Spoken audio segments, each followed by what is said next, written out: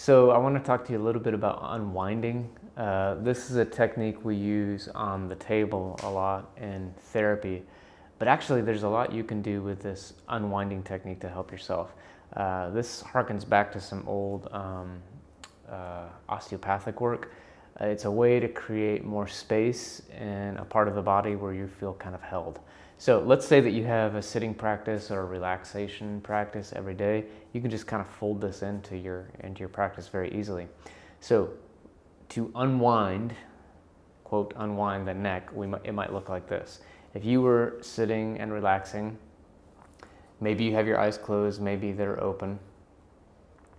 Start to tune into, like, where does my neck want to go? That may seem like a weird question because when we're relaxing in a pose, we might be thinking about staying in a pose, but allow movement, right? So for example, I'll exaggerate. Again, this is an exaggeration. Maybe my neck wants to turn to the right and I just let it go. Now, in your body, it's going to feel like your head is really moving.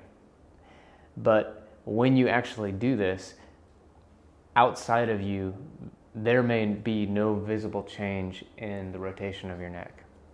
And you could go into any position that you wanted to. So, exaggerating again, it may feel inside your body like your neck is going here very slowly. I mean, just incrementally changing.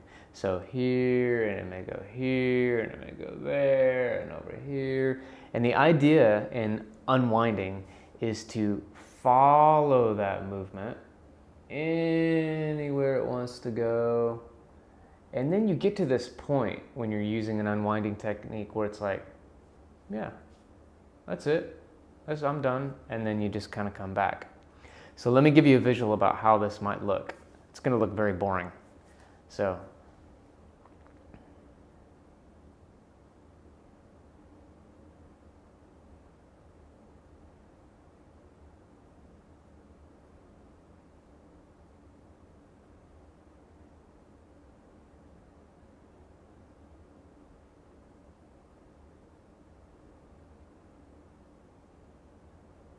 almost imperceptibly, and I sped that up even more than I probably should have, but my head, you may not have seen it, but I was tilting this way and this way. It just felt like I wanted to go into that tissue. So the idea in unwinding is kind of like a Chinese finger trap. You're taking the trap and creating slack, but you're putting slack into the tissue by taking it where it wants to go. You can use this for any body part, but I find for self-unwinding, it's best to use it just for the neck and the spine. For the spine, exaggerating the movement, it might look like this, some weird configuration there, and then back to center. Again, that's an exaggeration. So play around with unwinding to put slack into the tissue, and in the end, create length and space in fascia for yourself.